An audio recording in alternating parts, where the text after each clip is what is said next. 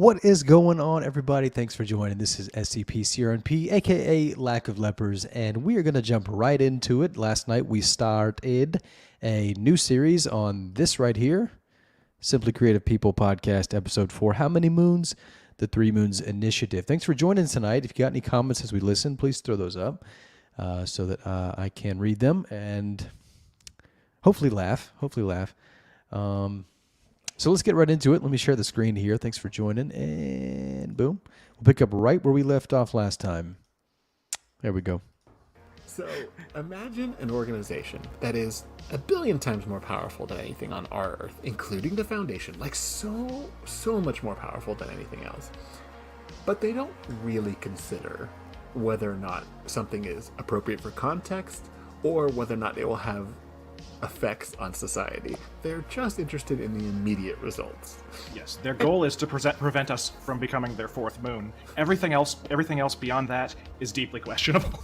And also, like, they have some of the articles present them as being very ethical in terms of not their practices, but their intentions. Like, their intention is to protect human life, even on a conceptual level.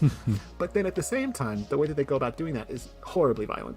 Yeah, so that's a great thing to put into a canon like that because, intent, hell is paved. The road to hell, excuse me. I fucked that up. The road to hell is paved with good intentions. And so that's always just so nice to be reminded of. I kind of feel like the greater SCP Twitter sphere deals a lot in good intentions that don't follow through. Sorry. Yes, and brilliantly, horribly wrong.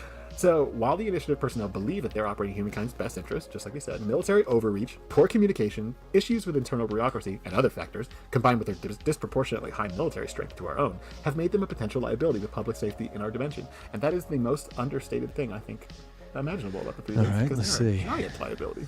Yeah, the beauty of it is, even if you were to describe it totally fairly instead of using the weasel words, you still need to see the context to truly understand the absurd ham-fistedness with which they pursue their goals. It's truly a thing that you have to see. Man, ham-fisted. I'm just starkly struck by the vocabulary of Harry Blank. First of all, which I enjoy, of course. I'm a vocabophile, right? I love new words and vocabulary.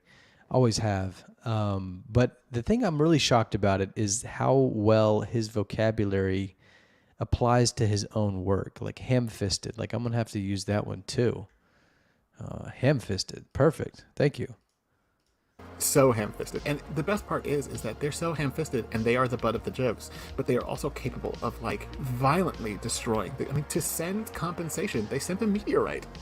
That's right. The Foundation is completely incapable of stopping them from doing pretty much anything they want to do. That's the thing, is they're nominally allied with Earth, and that's why they don't completely annihilate us. Although they didn't start that way, which we could talk about a bit. Yes, indeed.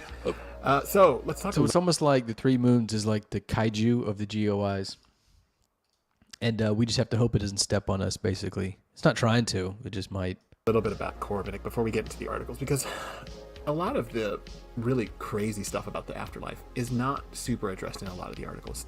The main one, it is, but obviously.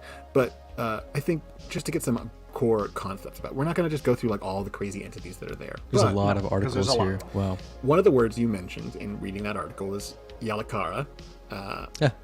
Is that how you pronounce it, or is it? I actually looked it up. I know it's a word in Sanskrit, but I was it utterly defeated me finding a way to pronounce it, so I just went with Galakar. But there's an incredibly cool looking accent on one of those A's, so we're probably that is true. wrong. It's like a loop. Yeah. I mean, is that? I wouldn't even know where to find that in the Unicode, to be honest. Yeah, right. Yeah. It's Yalakara of the Impenetrable, and Yalakara. Let's Yala. I like the way he's saying that. Like Yala, it's like a YOLO plus a holla. But yeah, I do wonder if it's Yala Car. That would be cool. He's kind of taking the Spanish, sort of syntax there, I suppose. The Spanish tongue, where the J is a Y. But let's actually see. This is what my good friend Brian is good for. Let's just see how Brian wants to say this. Let's just see. Brian, what do you think? Jalakara. Oh, he says it with the J. But you're British, Brian. So maybe we should say it was someone who's like, what did he say? It was Sanskrit, Sumerian. Maybe we can just get somebody from who's Arabic to say it. Jalakar. Oh well, that sounds a lot different. Is there anybody else who can pronounce this for us, please? I don't know. Maybe just we'll try one more.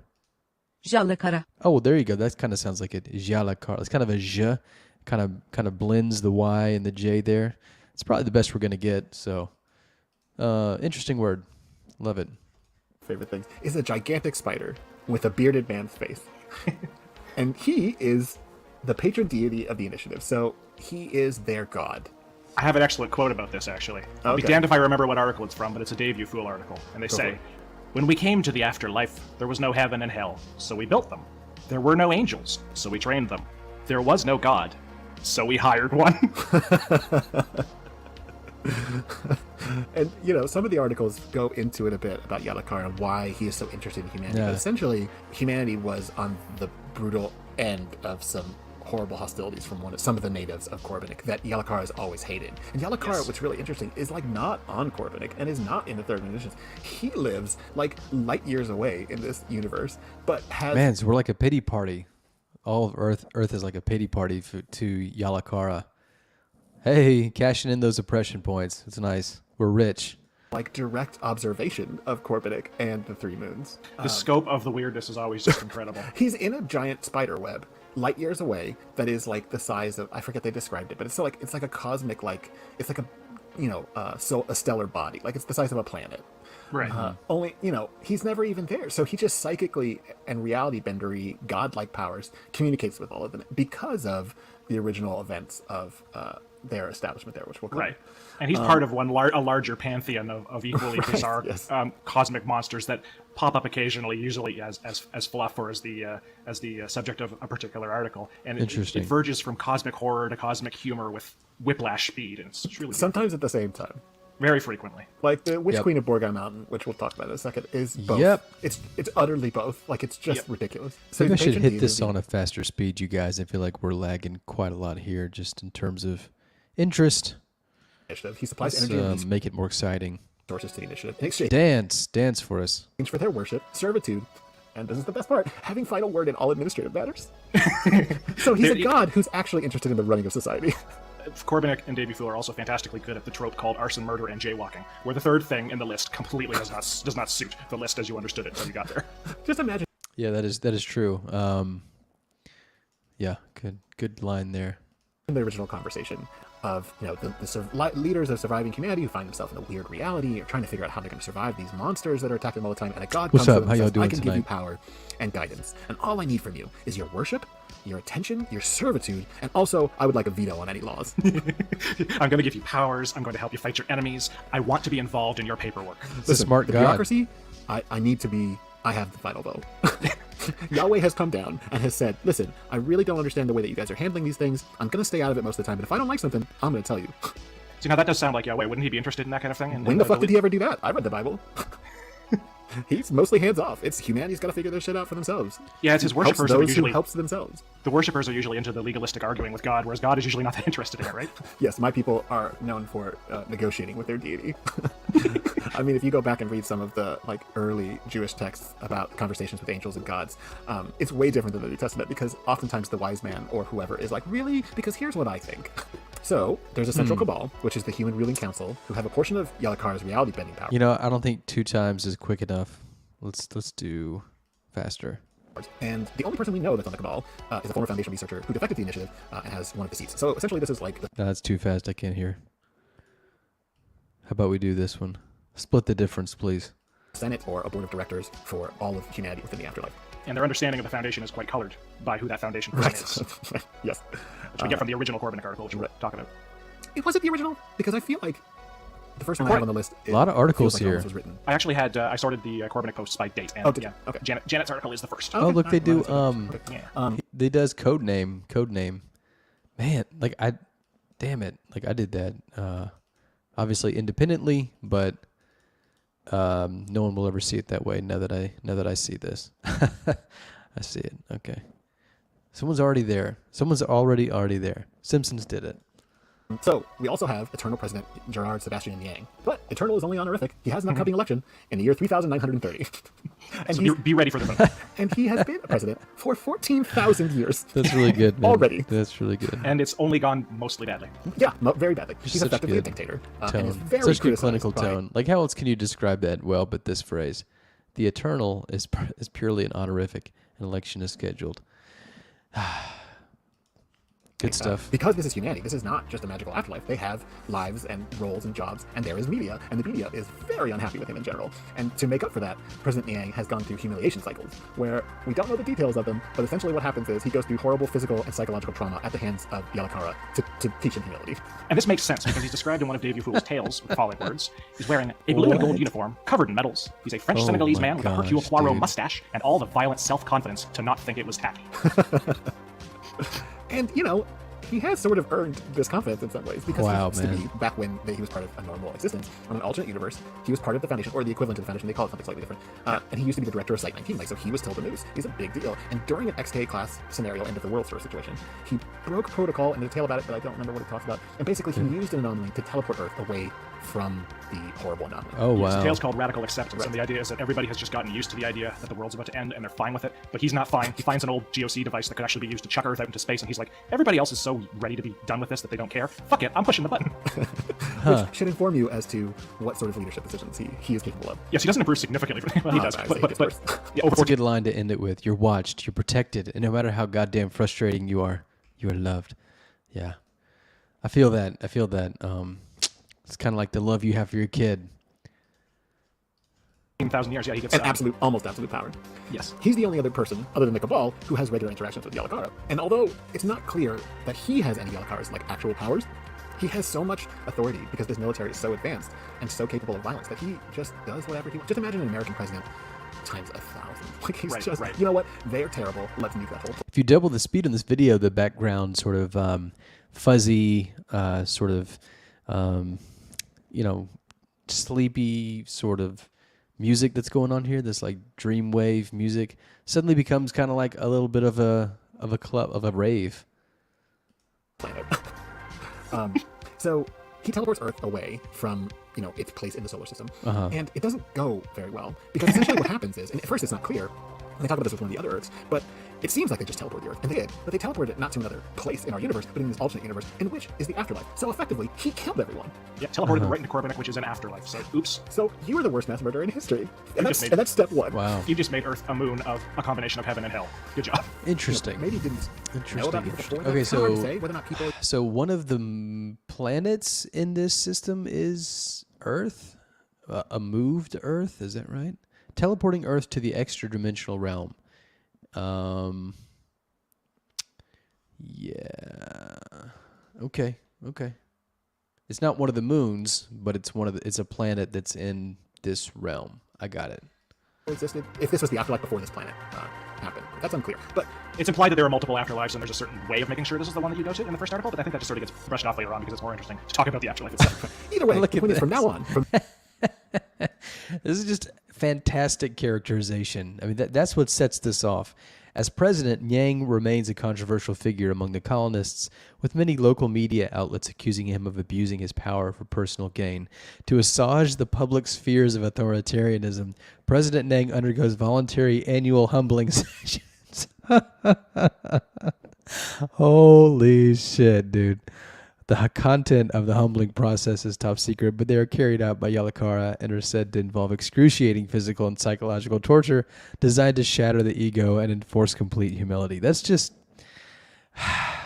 God, this guy's on... This is not a pun, but this guy's on another planet. He's on another level. the moment they jumped in there, this is now humanity's afterlife. So even if there was a different plane before, that's out the window. man. So he teleports this planet, our Earth, over, in orbit around. It's like...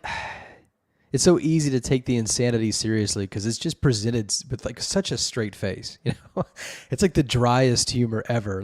But it's the zaniest thing said in the driest sense of humor ever. That's why this really, really works. Orbiting, which is a planet itself. Only it's a much bigger planet because they consider Earth to be just a moon. Yep. And immediately these Striders invade. Well, Earth is one of the moons. I get it now. I get it. Thank you for the clarification. Because these things like eating people. And so they just kill like millions of people. And over like 20 years, and I would love to get some stories about this, but I don't think it's ever really been dealt with too much. There was something called the harvesting war. And this is the first harvesting war to tell you that it's happened more than once. In the process of that, Niang kind of gathers the surviving human governments and militaries and all of the Foundation's might that has survived and creates a rebellion and is able to fight off the Striders with the help of Yalakara. And so because of that, he's made I president. feel like, I don't know, like I said, it's been a while since I listened to Simply Creative People podcast, but as entertaining as this is, it's really just reading the hub, for this one. And so I don't remember if that happened last time. I think it was a little more selective, like judicious, careful, and it's excerpting, but we seem to be kind of going whole hog here. Not terrible because the content is so enjoyable. This hub is so enjoyable, but just wanted to denote that. That's why I feel like we're kind of sagging just a little here in the listen. I think that's why, but still, Dave You Fool's content is carrying this podcast right now. For eternal. I mean, I don't know why 17,000 years is his his election time, but whatever. He's there, and that's what he's doing. Yes, and the beauty of it is they still, even though they were being stomped on and smacked into walls and stepped on by giant ape monsters, they still had access to all of the technology. Oh, I forgot to read this final line. After humblings were formally put into practice, many other media outlets have accused President Nang of ineptitude and indecisiveness. I mean, this is just so rich. It's so rich. I mean, you've got so many perspectives, so many well thought out perspectives just sort of jumbled in here together, like as if a salad. You've got this public spheres of authoritarianism concern, and then you can't win. It's either you're damned if you do and you're damned if you don't. If you're this president guy, you do the thing that you need to do to assuage the public spheres, and suddenly you're suddenly you're a weakling.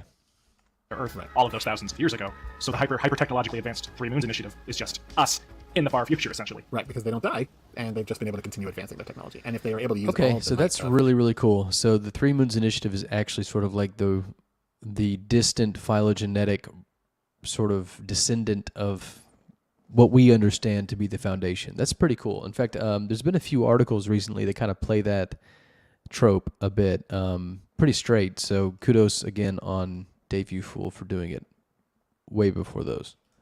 Let's say the GOC and the Foundation and all the weird anomalies that they could possibly weaponize. You can imagine they would be very effective. Yes. So let's talk about some articles. Let's talk about that first one. Let's talk about Corbinic. Okay, so now we're finally getting into like, maybe, I don't think we're going to read articles verbatim. That would be nice. There's Totley Software. So Totley Software is part of the canon. I want to say not every Totley though, because I remember there was a Totley that we read recently in the past week that's not on here. So Yeah, so that's off memory here. 2922? Yes. Corbinic, which is pseudo-attached to a tail/hub called Operation Galahad. Right. The idea behind 2922. The actual mechanics of the anomaly are kind of secondary to what goes on. But they're so good, though. Dave You Fool is crazy, so the beauty of this one is that what sounds like an already crazy idea is used as a backdoor into a much crazier idea. And then just throw it away. Not throw it away, but like never really talked about again. Like the setup of the anomaly is already the basis of a brilliant article, probably. Why don't you tell them how it's set up and I'll tell them how it ends? Yeah, that's all right. That sounds good. Okay, You sound excited already. Yes, I really like the anomaly. It's so fucking dumb. So the idea is there's a para-technical company that has made this essentially a augmentation to the brain that will allow you to make telephone calls. Essentially, think of anything like Cyberpunk, where someone could make a call from a bio augmentation. Right. So they decide to test it on Janet Spiegel, who's a researcher. So first of all, let's just talk about the fact that she quote unquote volunteered to have something put in her brain, which is pretty nuts. But she does so, and it works. It is essentially able to call. Although weirdly, they only set up to call one number, which is a number that is in the lab. Unfortunately, either the same day or the next day, I can't really remember. But shortly after the success of the surgery, she dies in a horrible car accident. Then she starts calling.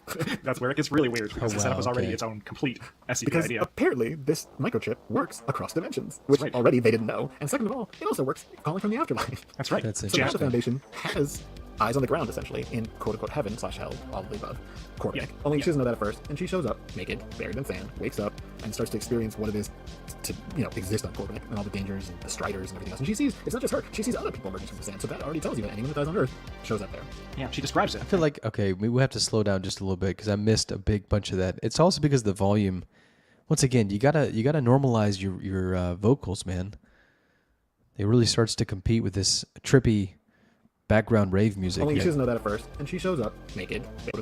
That's where it gets really weird because the setup is already its own complete SCP Because idea. apparently Yeah. this microchip works across dimensions, which already they didn't know. And second of all, it also works calling from the afterlife. That's right. So now the Foundation has eyes on the ground, essentially, in quote-unquote heaven/hell, all of the above.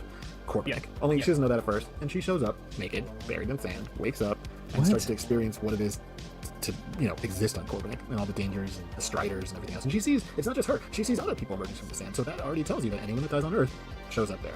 Yeah, she describes it, and this is the first time the Foundation has encountered this at all. They just found out this existed because their crazy brain phone works after death, which they also just found out. Right. And the very first thing we hear about it is a doctor asks her on the crazy brain phone, "What does the Interesting. sky look like?" And she says, "Dark, very dark, sea green sky, black clouds, no stars. But it doesn't look like it's nighttime. I don't even know if this place has daytime and nighttime. There's a couple moons, I guess, 3 white ones, and sun. So green sky, black clouds, no stars, desert." And she's just stuck there now with no clothes. Right, and so she starts. Well, first of all, I think almost Interesting. immediately she sees one of these striders who are like meters and meters and meters tall, so tall that they can crush people with 1 foot. As it does, it immediately Oh, yeah, pastes her. Striders. Right, and then she wakes up because you can't die on Corbinic, and worse, you heal from everything. And maybe that's not worse, but the point is that you can go through some really heinous shit and then come out the other side. Right. And that leads to a Foundation protocol that comes up later where anybody who goes into Corbinic, the rule is don't offend anybody, even if they attack you, because just being pasted is not the worst thing that can happen.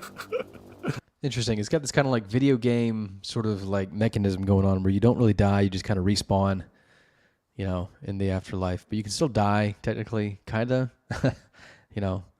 like nominally. You can walk through the steps of dying. So people in Corbinic, especially the Striders, have a tendency to treat killing each other with less respect than it usually is treated on Earth. Right. It's just Which like kind of like a cartoon, kind of like, oh, that person just died. No problem. He'll show up in the next episode.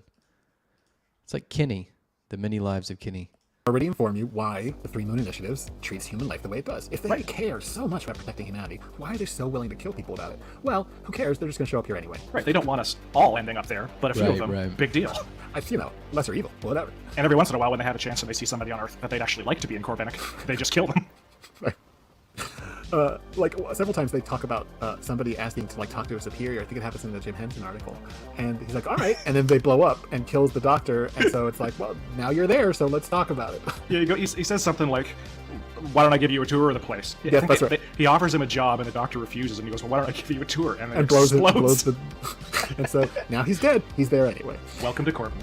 So Janet, at first, this is a fairly standard exploration log because she's in some crazy new place, like we've seen a dozen times in other articles, hundreds of times, and she's calling in to give updates. But pretty soon, I think within the second or third update, Is that she supposed to calls be in- that way? Is that like a weird typo? I don't think so, but like this PCO2 and that PCO3 are like different heading sizes. I don't know. Something about that annoys me. Yeah, because these other ones are smaller too. I don't know. Probably just me. She's like, "Listen, I understand I'm dead now. I really want to talk to my husband. Yep. It's really important." Her husband is not aware of the veil. He is, he does not work for the Foundation. He's a doctor and he's a civilian. So the Foundation goes, "No, we're not going to let you talk to your doctor because that'll risk containment." Right. And she starts getting more and more upset about this, reasonably so, and decides, well, fuck you, I'm not going to talk to you anymore. She still calls occasionally and gives updates, and that's how we get some of the details about Corbinic, like, for example, kangaroos that pull fire out of their pouches, the Strider's queen, which is the witch queen of Mount Borgel. Bogle. Bogle, Bogle not Mountain. Borgel? I believe it's Bogle Mountain. I'm pretty sure. Well, either way. Just the idea that she's a witch queen is fucking amazing. And she eats people. She does. She likes eating people. So the Man, Striders. this is like all over the fucking place, man. I can't keep up with all the things that are happening here. I just heard something about naked and sand, someone's husband getting squashed by a strider, kangaroos that pull fire out of their pouches. I mean, this is hard to take in. I'm not gonna lie. like There's a lot going kill on here. people, pick them up. They're not dead, but whatever. And then bring them to the Witch Queen to eat, and she eats them, and then The fuck? digest them. And you said regurgitation before, but it's implied that's not what's happening. They Yes, have to survive through being digested. And Where then shit are out. we? I'm not sure why it came out that way. Why What? it's so How did we censored. get It's here? probably defecation as opposed to regurgitation. What happened? And I think man? they're not always dead usually when she eats Wow. them because it's described as Right. being traumatic. I wonder if it would be more traumatic for somebody to eat you and then you die and then you wake up having been defecated, or if you're Well, dead I don't and then you regenerate alive inside someone's intestinal tract. Yeah, right. Yeah, and then like I think I don't in the know, original it's article it bad. says, or somebody tells Janet that it takes like 100 Dude, years what to the be fuck? digested by her or something like that. So It's like the Sarlacc. you know, spoilers for later with the Jim Henson article, because we'll talk about that one, and that happened to him, and you can understand why that maybe didn't make him the most pleasant person afterwards. Yeah. So she eventually, There's a Jim it's Henson unclear SCP. how, but she eventually makes contact with Jalakarta and Okay. and the Three Moves Initiative. Uh-huh. And the Foundation decides to respond, and that is Operation Galahad. Here, you take over. Yeah, so the way the Foundation responds to her defection, first of all, is to go, all right, we're going to go capture your husband because he matters so much to you. And anyway, and whether they did it intentionally or not, I don't recall, but he ends up dead. But she called him on the phone beforehand and explained to him how to end up in Korbanik. And so he ends up in Korbanik. But she's really pissed off at the Foundation at this point because they lied to her, they wouldn't let her talk to her husband, they're responsible for the death of her husband, yada, yada, yada. But in the meantime, the Foundation wants to know more about Korbanik. Here's where they do the most Foundation possible approach to finding out about an afterlife. Here we go. I almost think it might be nice for somebody to stumble on Operation Galahad before they've read the preceding article, because it hides something that's already been explained. Because Operation Galahad explains that you are being put into a coma to be sent into this weird alternate dimension called Korbanik, and they hire their best MTF people, people whose bodies are strong, because you can't bring anything with you, and they're going to be sent to Korbanik. Yeah, so even this operation page actually says, I'm happy to note that none of you have read the documentation for SCP-2922. So interesting. Maybe this should be taken in reverse after all. To explore. The Operation Galahad page is full of their mission descriptions as they see all the weird monsters and they go through all the bizarre locations and gradually get loopier and loopier as they call on their magic brain phones back home. But they don't know Right. what's actually happened because they're told that they're undergoing Procedure 42 Humbaba, which puts them into a coma, which will allow them to enter Korbanik. But of course, they're actually being murdered by the Foundation and sent to Korbanik. They don't know that. They're being sent there to explore under the expectation that they will be returned home, that there's an extraction plan, and of course, there isn't. A couple of times, there's even like an implication that hilarious. like one of the agents is like unclear how they're going to get back. It's like And then- every turn of this journey that we're taking through this hub and this GOI and this article specifically has been like thoroughly detailed. It's like in 8K texturing. I mean, it's just like every little crevice of this conceptually has been subjected to some sort of like cartography. Like it's all mapped out. Every little thing. It's like just it's correct compositional decision after correct compositional decision, just all the way down. It's like standing between two mirrors and seeing your reflection just go forever. That's what this article is like, but just like, you know, every decision is like just perpetuates more excellent decisions. So, damn, it's good. the Foundation, don't worry about it. Yeah, they kind of avoid talking about that. Like, let's just focus on the mission, okay? Yeah, we'll get to that later.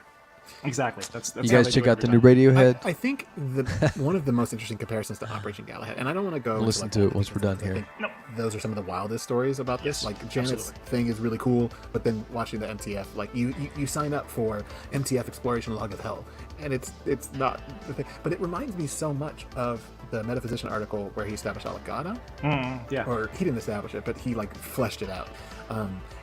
And sending in the MTF into that. Only those people sort of make it out. I guess they don't. But, you know, like, where it is this, like, maddening, like, there's an orgy, and there's, like, crazy, like, Is there? monsters and everything else. And yet, That's the no good. tone is so different because, as you said, it gets loopier and loopier, and it's just funnier and funnier, even though a lot of the subject matter is, like, really dark. Like, this orgy. I love how, here's another thing I like about this podcast, besides it being educational, they're really sort of the same thing. It's that these dudes are so geeky. They're such nerds, you know, which I love. They're such nerds about this stuff. They're like, I mean, I never, ever would have referred to Metaphysician as like, what did Metaphysician do that was great? It's like, oh, well, he fleshed out Agadala. like that to me is like, I mean, that's great. I'm just saying, like, these guys, man, they're such nerds. Is like your brain is being taken over by this god who And I love it. like is unsure why he's creating this orgy around him.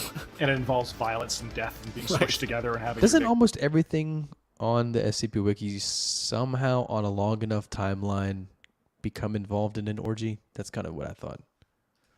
Getting off and all kinds of fantastic stuff, and it's this really horrible sex like horror that. fantasy. It's like Sounds terrible. Slanesh, huh? Who wrote yes, this? It's very Warhammer. Grigori has unfortunately fallen very deep into the so 40K. hard. Who wrote that, right?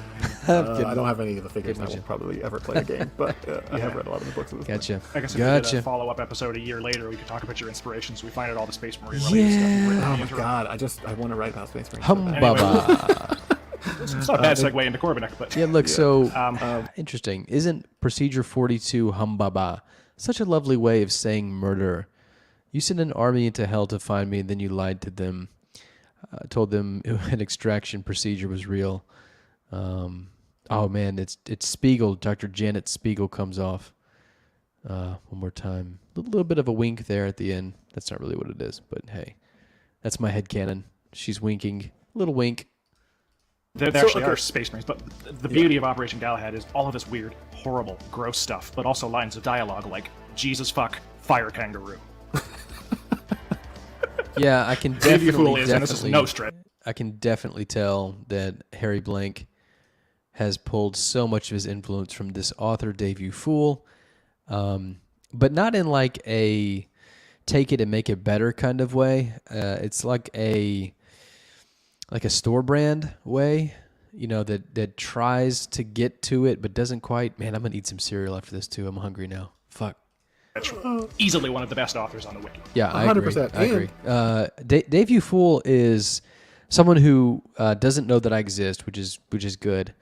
And I have had so much respect for Dave U. Fool for quite some time because I think that what he does, not many people can do, and that's really what I'm saying by bringing up how Harry Blank doesn't do these same things as nearly as well.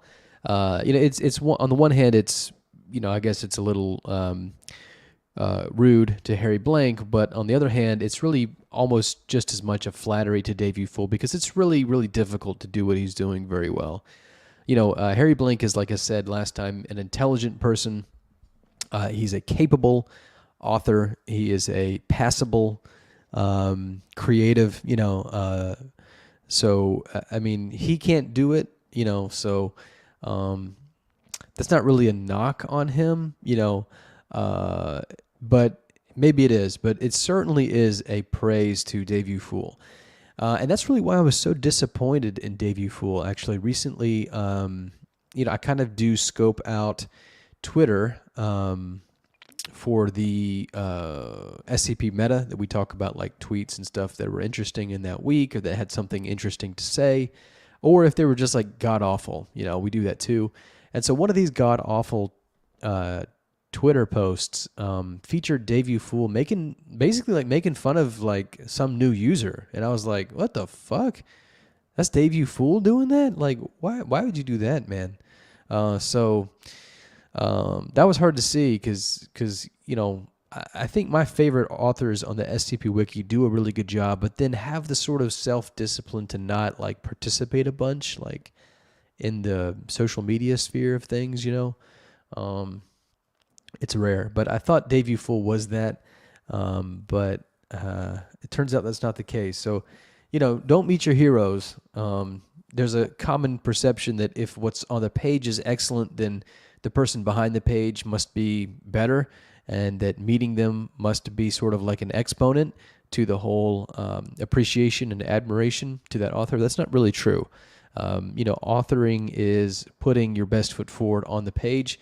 And it's just myth that the author is as good or better than what's on the page. Sometimes that's far and away the best part of the person. So I'm not saying that is the case with Dave U. Fool, but I am saying that it was just very heartbreaking and disappointing to see essentially him just throw some punches while everybody dogpiled and ragged on a new user who a power user of the community decided to shit talk because they downvoted their article. So that was kind of sad, kind of low. I A new low for the whole wiki, actually. kind of think underrated. Like, I didn't remember how the articles were rated, but a lot of these articles are like just at 100. And Yeah. and not to say that numbers matter, they don't matter, but it just tells me that, like, you mean only 110 people have read this article? That's a crime. Like, Yeah, because I think I can't not That's a account good for joke, the downloads man. or anything. But That's a good joke. That's horrible. Like, everyone who's listening to this, please go read. I mean, so look, okay, so it's a bell curve, right? I mean, at the really, really high end of talent, of writing talent, you don't have a lot of upvotes. At the really, really low end of writing talent, you don't have a lot of upvotes. In the middle is where you kind of have most. And that's really been thoroughly demonstrated by people who shoot for that widest middle portion of the bell curve. People who make conscious decisions in their writing to adapt that sort of most median of readers. That's happened quite a lot. So yeah, I mean, the best stuff on the site is not the highest rated stuff. I mean, almost by definition. The things that are really exceptions to that rule are just those. They're exceptions, like SCP 27. What is it? 2521. Yeah, that's an exception. There's a couple others that I think are just like, cosmic, like stratospheric exceptions. But the rule, I think, is that once you really get past a certain upvote threshold of popularity, it's really become sort of a bandwagoning effect, sort of a positive feedback loop that doesn't have any sort of governing mechanism to slow down at that point. It's really about the spectacle of it having so many upvotes, and that sort of compounds. So that really accounts for large percentages of really, really popular articles' upvote counts. Not necessarily like the quality of those things. So it's interesting to hear Grigory Karpin say that. I think he's trying to make a good point. The way it comes off, just the way he said it, on the face of it, sounded like he's surprised that these really, really talented pieces only have, let's say, a relatively successful metric for popularity. Of course, the metric for the upvote is not a metric for quality. It's a metric for popularity.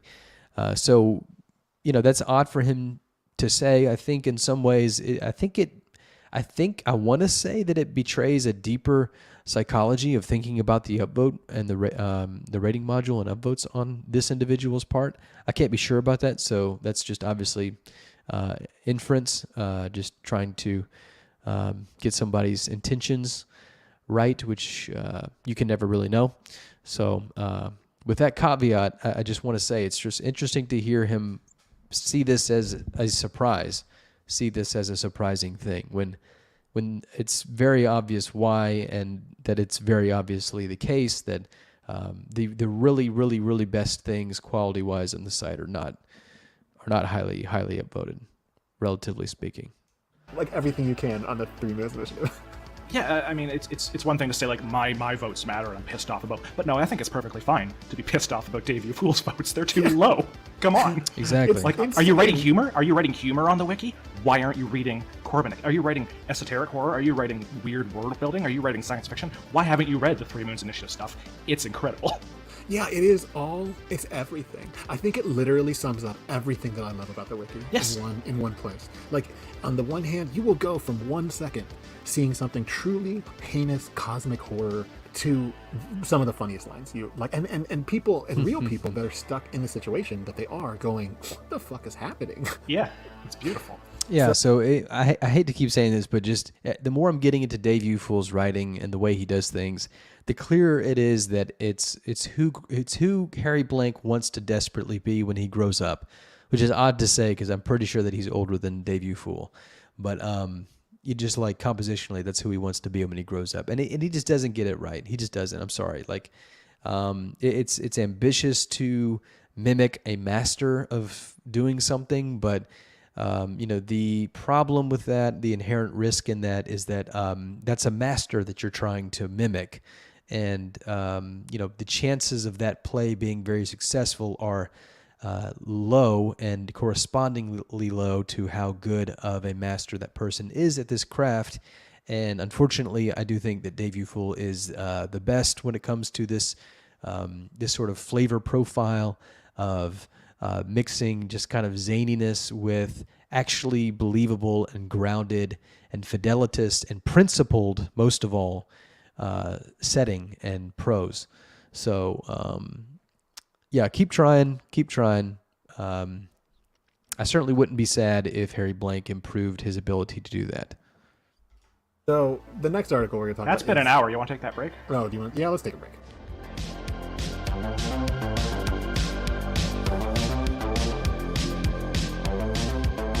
Let's take a break with them and people and real people that are stuck in the situation that they are going. speed that up just So to see. the next article we're going to That's talk been an about hour. You want to take that Two break? times. Let's go. Oh yeah, that's some good shit.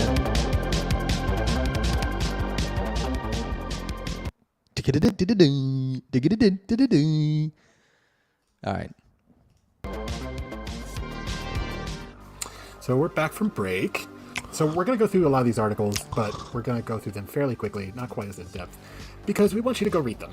Very But- much so. See, I don't have time to read this shit, man. I wish you went into depth, because I don't have time to read this shit. I'm reading all this shit that comes off of this new pages thing right here. I mean, holy God. Let's just see how many have popped up since I last looked at it just right now. So it looks like there's one that popped up, but God damn it. So now I got to read this one. Oh, it's so long. Fuck. Oh, fuck no. Fuck tables.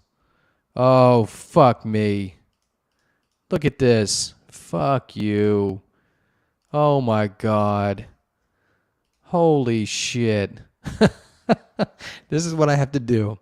This is why it's like a job, is because like it's almost like getting a call, you know, like getting a referral, or like, hey, you got a new customer walking in the door. It's like, holy shit. Now I got to read this long ass fucking thing. God damn, it better be good. All right, sorry. There are some very, very cool and weird things in them that I Shit. definitely want to talk about. So this one is actually, it's labeled on the hub. It's the first one on the list, which I think is really funny because it implies that the Foundation was like not aware of the Three Moons Initiative. And it might have been, I forget the date, the way it's set up. It might be actually predating, like the article might have been written afterwards, but this was a Foundation that didn't know about the Three Moons, which is very funny. Yes. Oh, 2578. And this is the horseshoe crab drone that was mentioned earlier. The comic books are really funny and should be read. But the thing I want to point out from that is that essentially what's happening is that people are getting killed, and the Foundation is covering it up by setting up scapegoats, usually D-class, but not always, to take the fall for the assassinations. Yes. There is such a thing as an impaler event. Yes. And what happens when there's an impaler event is a target, usually somebody who is a dictator or a war criminal, has human rights violations in a position of power.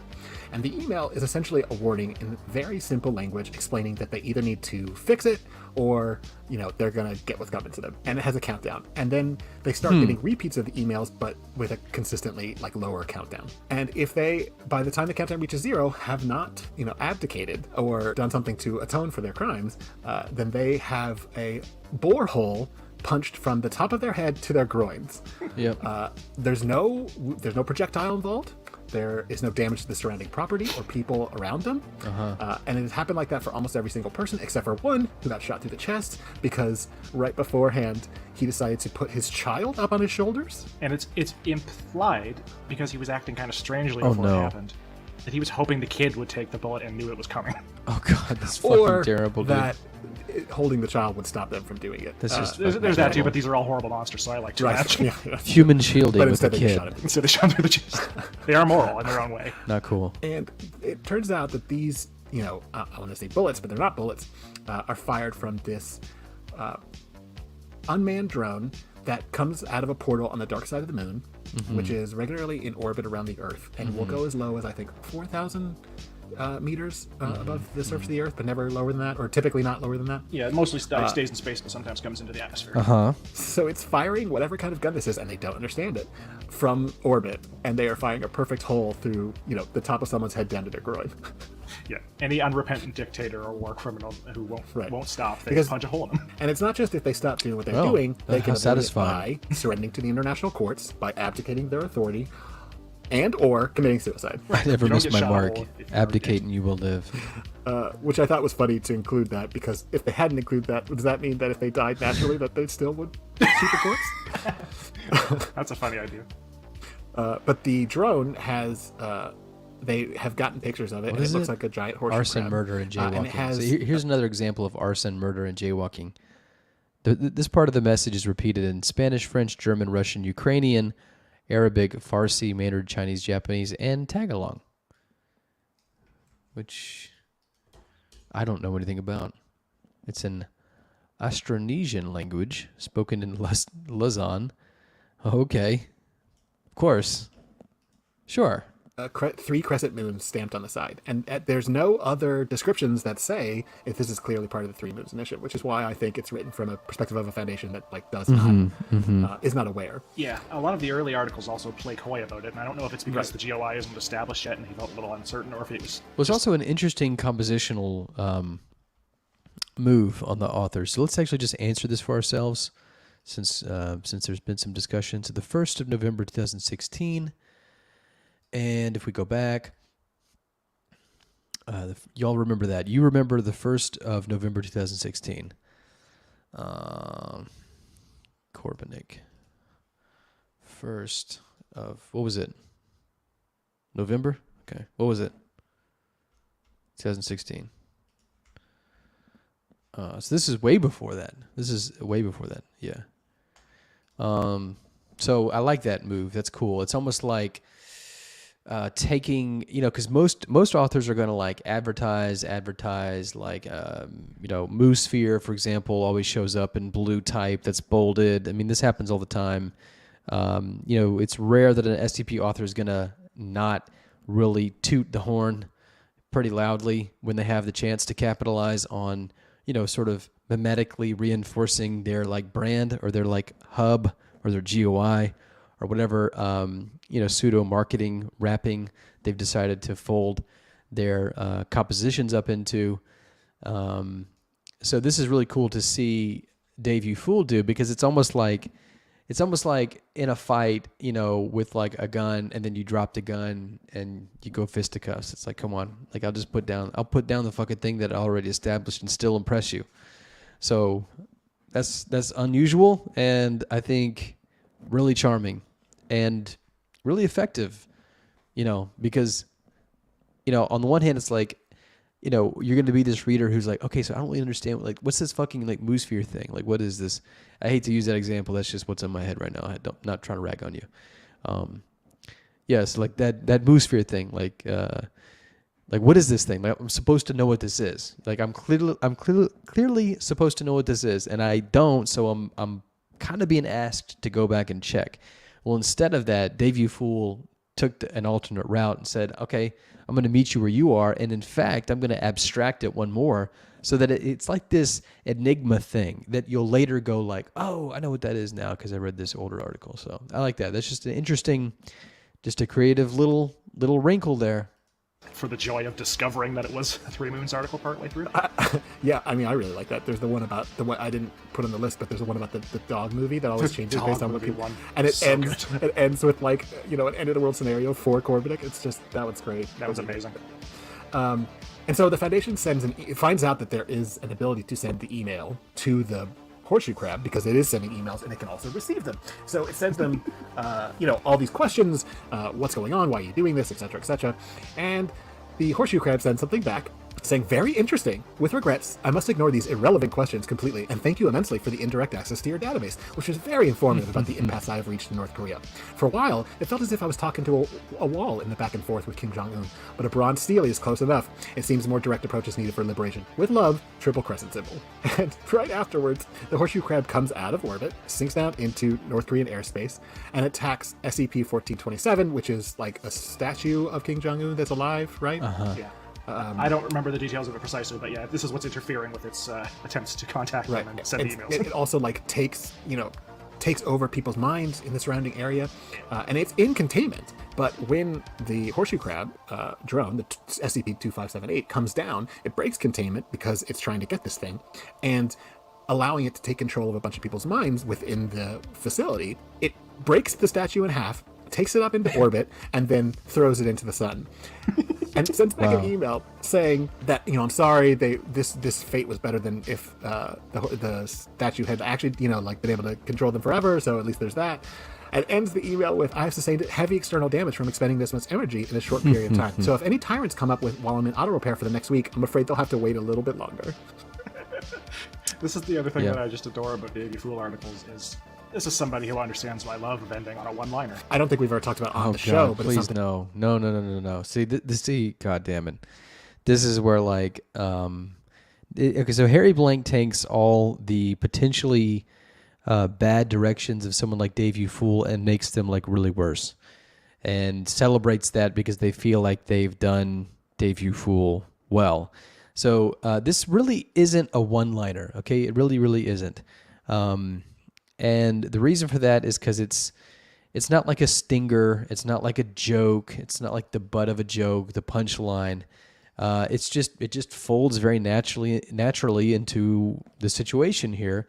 And I mean, it's not a one-liner. Like if it was, I'm afraid they'll have to wait one bit longer. Is like, what kind of one-liner is that? I mean, that's like the dorky version of Terminator or something like that. That's not a one-liner. So for someone like Harry Blank to read this and think it's a one-liner and be like, I love one-liners now, and like try to do and use that as a motive to write one-liners, I think you missed the pitch, my man. I think you missed the pitch there. It's just I didn't mean for this to be, but this is just such an insightful study into the psychological details of why it is I don't like Harry Blank. Thing that we authors talk about a lot, but there's this trope of ending something on like his writing style, and more. A note from the administrator or a note from a researcher or something. And, I've done it. It does work sometimes that if you are establishing something and then there's a twist at the end, it can work for horror, it can work for comedy. And this completely uses the trope, but it's also subverting it because it's almost always a note from the Three Moons Initiative that recontextualizes everything. And this one kind of sets up that process in the articles. Yes, and the notes are often far and away the best thing about it. And in fact, that stuck with me so much that when I used Korbanek in 6500, I made sure to have a hilarious Korbanek note in it. Oh my God. See, that's another reason why 6500 is a piece of shit. Is because it just is a grab bag. It's like, hey, let's put every GUI in here. I mean, basically, this podcast is SCP-6500. Is there a GUI or a canon that wasn't mentioned in that? I mean, I get that it's like your love letter. I get that. But, like, come on, man. Like, it's one thing to invite everybody to your party. It's another thing to force them to show up. The Exploring Series videos essentially on at gunpoint. Almost all the comments on that video are how much they like that note, and they didn't think anything of the other 12,000 words I wrote in that part of the story. The note was everybody's. Your note Dave Fool's notes are inspirational. I mean, can you guys not hear like these unintentional like self compliments? I mean, I say unintentional, but sort of like sly, like stealth under the radar, like self-aggrandizement compliments he's given to himself. It's just sad. A lot of these articles include a motto from the Three Moons Initiative. That you are watched, you are loved, you are protected. Or you are loved, you are protected, you are watched. Anyway. Right. We were right the first time. And you ended it slightly differently. Sort of like when they talked earlier about how this Three Moons Initiative is actually sort of like the successor, like the technical successor of the Foundation, and is like advanced in a lot of ways more so than the Foundation. This like catchphrase kind of does the same thing, which is a nice little detail. Instead of like just securing, protecting or containing and protecting SCP. It goes a little further. It says you're loved. It's not just about cold and calculating. It's like you're loved, you're protected. Which is like past tense as opposed to like present tense, which has a little connotation of it not yet happening. Whereas the past tense it's done with. So yeah, it was you are watched, you are loved, you are in deep shit, my son. Yeah. Which, in my opinion, fits perfectly well with the tone of just in universe, like how they respond to everything. It's just this weird. I think it's probably the weirdest thing about this whole setup is that like there's this like deistic, very distant, sort of like removed father figure. It's not at all unlike the Christian God, where it's like, hey, I love you so much, but like I'm absent. Like you got to just believe that I'm here. Like I love you, but not enough to like show up. Sorry. It's just this really odd slant of like almost parasocial, unrequited love like thing going on here. Like these very distant admiration going on here. It's just this, to me, that's the weirdest part about this. Like by far, it's such like an odd, like almost silent note that's like panned way over there in the mix, but it's like the weirdest note ever. It's like what is that doing there? Like once you hear it, you can't unhear it. That's kind of what that is to me. So you like the next one, which is SCP-3319. Okay. We're actually going to stop it there. I'd love to go on a little further. We've been at this for just underneath an hour. We typically go another hour, but they're about to start another article from this. So we'll stop it there. It seems like a nice stopping point. We're about an hour and 7 minutes in, so we made really good progress tonight. I kind of shut up, didn't I? And we got through a good chunk tonight. So if that happens again, we may even finish this next time we do this, which is not tomorrow. Remember, tomorrow is Wednesday, and Wednesday night is our break oasis for the week. And so we will do this again on Thursday night. And I think that'll work out perfectly. If we can wrap that up, that'll be just in time for our Friday mega cast gauntlet 3-hour stream of all the SCP articles this week. And speaking of which, I got to go read another fucking article. So hopefully it's good. And I thank you so much for joining us tonight. This has been SCP-CRNP, aka Lack of Lepers. And I will see you again very, very soon. I hope you have a fantastic week. Thanks for joining. Bye-bye.